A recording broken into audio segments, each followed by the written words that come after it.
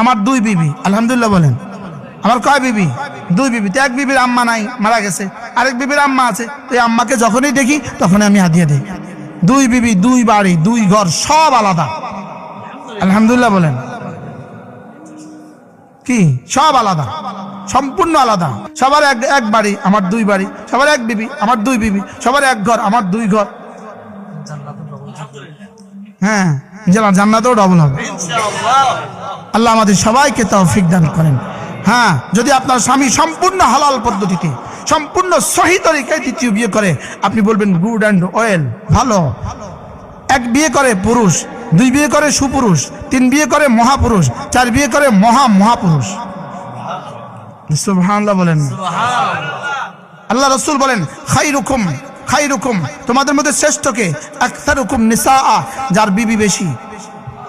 এমন কোন সাহাবী ছিল না যার বিবি বেশি ছিল না, এমন কোন তাবেঈ ছিল না যার বিবি বেশি ছিল না।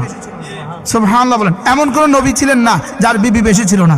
এজন্য হারাম তরিকা নয়, পরকিয়া করে নয়।